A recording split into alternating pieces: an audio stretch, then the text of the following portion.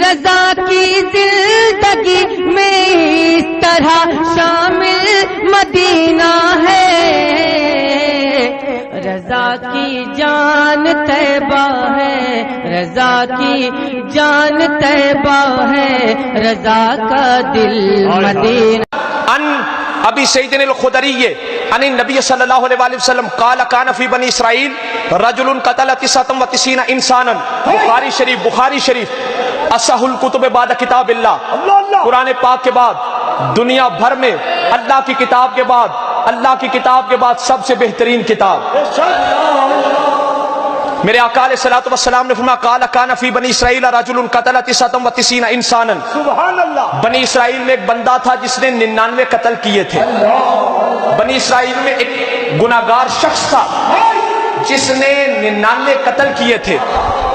ثم خرج یسأل، پھر وہ نکلا سوال کرتا ہوا کہ میں بخشا جاؤں گا۔ فاتا راہبا، ایک راہب کے پاس آیا، مولوی صاحب کے پاس آیا۔ فسالہ، ان سے پوچھا کہ مولوی صاحب، راہب، میں تو 99 قتل کر چکا ہوں، کیا اللہ مجھے بخشے گا؟ فقال لہ حل توبۃ یا حل توبۃ، دونوں طرح ہے۔ کہنے لگا کیا میری توبہ قبول ہوگی؟ قال اللہ، راہب نے کہا نہیں۔ فقتلہ، انہیں آخیا پھر 99 کی کرنا ہے، سینچری پوری کرنے ہیں۔ اس نے تلوار چلائی اور اس راہب کو بھی قتل کر دیا، 100 پورے ہو گئے۔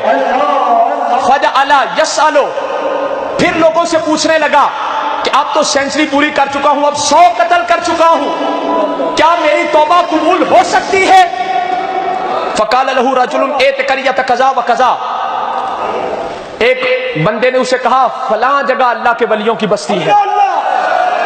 ولیوں کے ماننے والوں توجہ کے ساتھ، ایک بندے نے کیا فلاں جگہ اللہ کے ولیوں کی بستی ہے، گویا کہ اس طرح بستی ہے جس طرح سیال شریف بستی ہے، گویا کہ اس طرح بستی ہے جس طرح گولڑا شریف بستی ہے، گویا کہ اس طرح بستی ہے جس طرح علی پور شریف بستی ہے، گویا کہ اس طرح بستی ہے جس طرح چورا شریف بستی ہے۔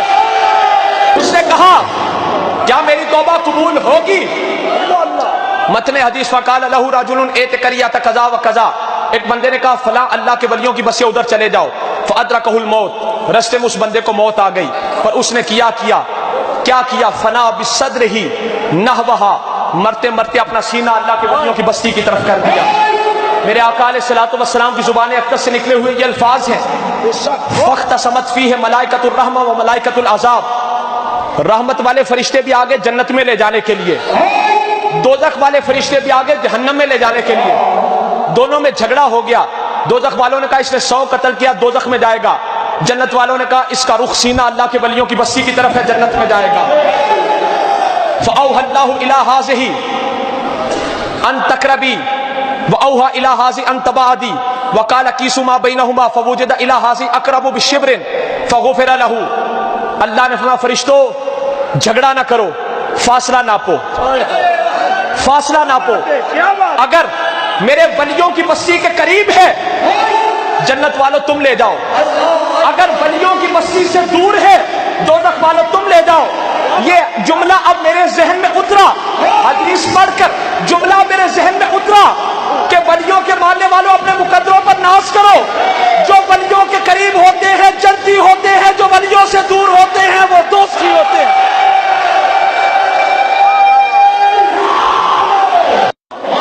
بخاری شریف، دنیا میں کوئی بندہ چیلنج نہیں کر سکتا اس حدیث پاک کو۔